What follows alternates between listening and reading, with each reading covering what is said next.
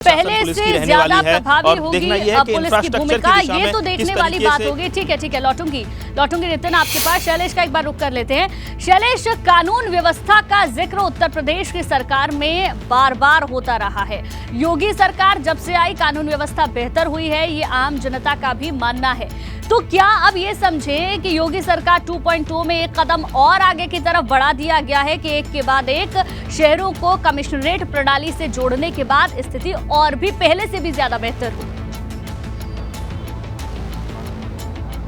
देखिए, आप 2019 के चुनाव को याद कीजिए। 2017 में योगी सरकार बनी पहली बार, और उसके बाद 2019 के लोकसभा चुनाव को आप अगर याद कीजिए तो 2 साल के दौरान जो लॉ एंड ऑर्डर के क्षेत्र में काम हुए थे उनको लेकर जनता के बीच में गए थे, और उसके बाद परिणाम सबके सामने। 2022 के चुनाव की बात कीजिए तो 5 साल का पूरा कार्यकाल करने के बाद जब जनता के बीच में पहुंचे तो योजनाओं की बात तो की गई, लेकिन उसमें बात की गई लॉ एंड ऑर्डर को लेकर भी कि किस तरह से उत्तर प्रदेश का लॉ एंड ऑर्डर मजबूत हुआ है, और इसको लेकर हर तरफ बात हुई। देखिए, विपक्ष लगातार लॉ एंड ऑर्डर पर सवाल उठाता है, लेकिन दूसरी तरफ योगी सरकार बताती है कि किस तरह से किन लोगों पर कार्रवाई हुई है, किस तरह से एक्शन किए गए हैं। और देखिए, अधिकारियों के निकलने का जो सिलसिला है वो लगातार जारी है। यहाँ पर जो निदेशक सूचना है वो इस समय हम देख पा रहे हैं, हालांकि वो बात नहीं कर रहे हैं क्योंकि अब तक कुछ देर में ऑफिशियल प्रेस कॉन्फ्रेंस होगी लोक भवन में, और वहाँ पर ऑफिशियली इन चीज़ों का ऐलान किया जाएगा कि क्या क्या आज प्रस्ताव यहाँ पर पास किए गए हैं। और दूसरी चीज़ आपको हम बता दें कि जो लॉ एंड ऑर्डर की जब हम बात करते हैं तो आगरा, गाजियाबाद, प्रयागराज तीनों ऐसे महानगर हैं जहां जिनका एक अपना अलग महत्व है। गाजियाबाद एनसीआर में आ जाता है, दिल्ली से, नोएडा से सटा हुआ है। इसके अलावा अगर आप देखते हैं तो आगरा, जिस तरह से अभी हमारे सहयोगी नितिन उपाध्याय बता रहे थे कि किस तरह से उसे गेटवे की तरह दिखाता है, ताजमहल है वहाँ पर, टूरिस्ट प्लेस है, देश का एक बड़ा स्थल है, वहाँ पर पर्यटक बड़ी संख्या में आते हैं, और वहाँ पर अपराध पर नियंत्रण के लिए एक अब जो खाका खींचा जाएगा, जो सुरक्षा व्यवस्था होगी वो कमिश्नरेट प्रणाली के तहत बहुत ही सख्त की जाएगी। इसी तरह से प्रयागराज की जब हमने बात की तो देखिए, कल ही कुंभ की बात होती है, मुख्यमंत्री, दोनों मुख्यमंत्री मंच पर होते हैं, और इस महाकुंभ की जो तैयारियां उसे भी बहुत ही भव्य तरीके से करने की बात की जाती है। तो प्रयागराज जो कुंभ नगरी है, संगम नगरी है, वहां पर भी इस नई व्यवस्था के लागू होने के बाद तमाम आईपीएस अधिकारी देखिए तैनात किए जाएंगे। इसके अलावा एडीजी रैंक या आईजी रैंक का कोई अधिकारी होगा जो वहां पर पुलिस कमिश्नर की भूमिका में नजर आएगा। तो जो पूरी एक व्यवस्था है वो काफी चाक चौबंद और कड़ी हो जाएगी। तो निश्चित रूप से देखिए, 7 डिस्ट्रिक्ट, 75 में 7 जिले उत्तर प्रदेश के अब पुलिस कमिश्नरेट के अंतर्गत आ जाएंगे। 4 पहले आ चुके, 3 और जिनको अनुमति दी गई है। तो इस लिहाज से अगर आप देखें सुरक्षा व्यवस्था के लिहाज से तो एक बड़ा कदम होगा, एक बड़ी उपलब्धि के रूप में, क्योंकि कमिश्नरेट व्यवस्था लागू करना कुछ ऐसा नहीं है देखिए कि बस बोल दिया और हमने कमिश्नरेट व्यवस्था लागू कर दी और वहां पर तैनाती कर दी, ऐसा नहीं है। पूरा एक खाका बनता है, तमाम आईपीएस की आपको जरूरत पड़ती है, आपके जो शानदार आईपीएस अधिकारी हैं उनकी ज़रूरत पड़ती है, क्योंकि सिर्फ कमिश्नरेट बनाने से कानून व्यवस्था नहीं संभल जाती है। वहाँ पर आपको एक स्ट्रैटेजी के तहत पूरी एक टीम तैयार अपनी करनी होती है, वहाँ पर अधिकारियों को भेजना होता है जो वहाँ पर जाकर चीज़ों को संभाले, बेहतर तरीके से अपना प्रदर्शन करें। जहाँ पर मानिए अगर एक आईपीएस संभाल रहा है, वहाँ पर 10 से ऊपर आईपीएस हो, 12 से ऊपर आईपीएस हो, तो आप अंदाज़ा लगा सकते हैं किस तरह से जो व्यवस्था है और बेहतर होगी। और यही प्रयास जो है कहीं ना कहीं सरकार का रहा कि कानून व्यवस्था को कैसे बेहतर किया जाए, क्योंकि तमाम जगह से जो मामले सामने आते हैं उसके बाद विपक्ष को मौका भी मिलता है सवाल उठाने का, लेकिन विपक्ष को कोई मौका ना मिले लॉ एंड ऑर्डर पर अब सवाल उठाने का। कुछ इस तरह की तैयारी, जनता खुद को सुरक्षित महसूस कर सके, इस तरह की तैयारी। और ये फैसला ऐसे समय में देखिए आया है। इस समय अगर आप देखिए उपचुनाव भी चल रहे हैं, आगे निकाय चुनाव है, 2024 का चुनाव है, और उससे पहले जिस तरह से, और देखिए अभी तो ये 7 जिले हुए हैं, आने वाले दिनों में कुछ और जिलों को कमिश्नरेट व्यवस्था में शामिल किया जा सकता है, क्योंकि इससे पहले सोर्सेस की माने तो करीब 5 जिलों को लेकर, 4 से 5 जिलों को लेकर बात चल रही थी, लेकिन अभी 3 पर मोहर लगी, यानी अभी कुछ और हैं ऐसे जिले जहां पर ये नई व्यवस्था लागू की जा सकती है, जिन पर ये मंथन चल रहा है, आने वाले दिनों में देखने को मिल सकता है। देखिए एक एक करके अधिकारियों के निकलने का सिलसिला जारी यहाँ से।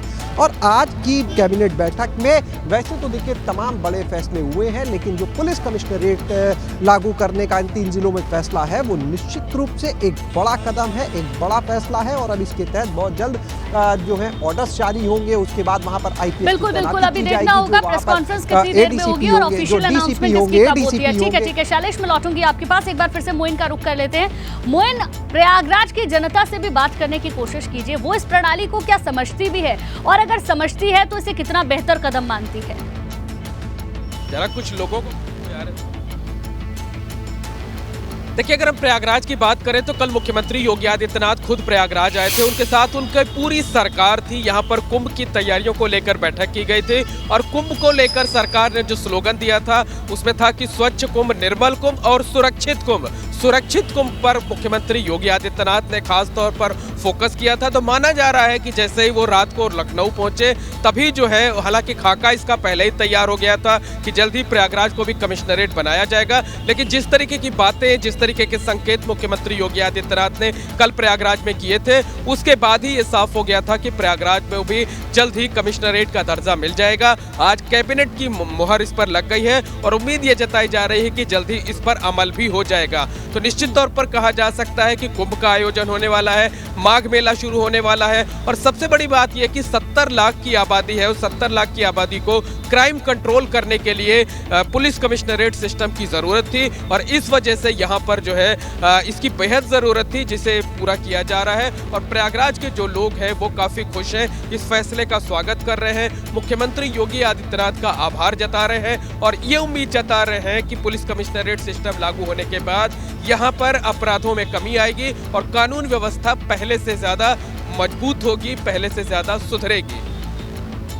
बिल्कुल बिल्कुल, ये तो उम्मीद की ही जा रही है। ठीक है, एक बार फिर से आगरा का रुख कर लेते हैं। नितिन वहां से हमारे साथ बने हुए हैं। नितिन, क्योंकि आगरा का जिक्र पिछले दिनों काफी ज्यादा हुआ है, चाहे वो ताजमहल की वजह से हुआ हो या फिर ताजमहल के आसपास होने वाले फैसले को लेकर, चाहे सुप्रीम कोर्ट के उस फैसले को लेकर हुआ हो, लेकिन आगरा अपने आप में पर्यटन के लिहाज से बहुत बड़ा जिला है। 9 विधानसभा सीटें, 40 थाने जिनका जिक्र आप कर रहे थे, लेकिन इतने बड़े जिले को कंट्रोल करना, वहां पर क्राइम की स्थिति को बहुत ज्यादा रिड्यूस करना, कानून व्यवस्था को बेहतर करना अपने आप में एक बड़ी चुनौती थी और कहीं ना कहीं इस फैसले के बाद अब ये चुनौतीपूर्ण तो होगा, लेकिन हालात पहले से ज्यादा बेहतर हो जाएंगे। देखिए, बिल्कुल, देखिए, कमिश्नरेट सिस्टम में कहीं ना कहीं जो पुलिस की जो कार्यप्रणाली होती है वो पहले से ज़्यादा इफेक्टिव रहती है। देखिए, आगरा में की बात की जाए तो आगरा में अगले साल G20 की समिट प्रस्तावित है, यानी आप समझ सकते हैं कि देश के दुनिया के 20 देशों के कंट्री हेड आगरा पहुंचने वाले हैं। उससे पहले ही कमिश्नरेट बन रहा है, तो ये बहुत बड़ी कहा जाए तोहफा है आगरा की जनता के लिए। इसके साथ ही आप कह सकते हैं कि धारा 144 लागू करना हो, कहीं भी कोई भी फैसले लेने हो, तो अब सीधा वो सारे फैसले DM से पहले वो पुलिस कमिश्नर को तय करना होगा। तो कहीं ना कहीं इफेक्टिव पुलिसिंग, 43-44 थाने हैं, 40 से ज़्यादा थाने हैं। टूरिज्म एक बहुत बड़ा सेंसिटिव इशू रहता है, वहाँ तमाम पर्यटकों के साथ किसी भी तरह की घटनाएं होती हैं, तो पहले से बेहतर तरीके से पुलिस रिस्पॉन्ड कर पाएगी। आगरा एक ऐसा ज़िला है जिससे मध्य प्रदेश और राजस्थान लगता है और कई दफ़ा क्राइम होने की वजह, ऑर्गेनाइज्ड क्राइम लाइक खनन जैसा क्राइम है या तमाम अपहरण से जुड़ी जो घटनाएं होती हैं वो आगरा में कई बार देखा जाता है कि आगरा में होती हैं और पड़ोसी राज्यों में जाकर वो अपराधी छुप जाते हैं। ये सारी चीज़ों को देखते हुए आगरा एक बहुत महत्वपूर्ण जगह है। आगरा टूरिज्म के लिहाज से, आगरा चांदी कारोबारी के लिहाज से, आगरा पेठा उद्योग के लिहाज से, आगरा बात की जाए होटल और हॉस्पिटल के लिहाज से, कई सारी चीज़ें ऐसी हैं जिसकी वजह से आगरा बहुत ही महत्वपूर्ण है।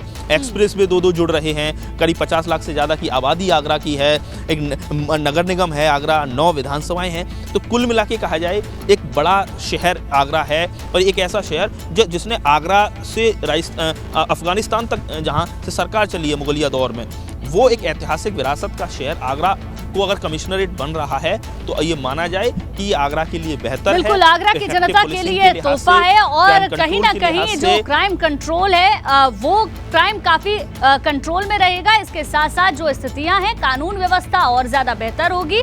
ठीक है, बहुत बहुत शुक्रिया आप तीनों सहयोगियों का पूरा जानकारी देने के लिए, शुक्रिया।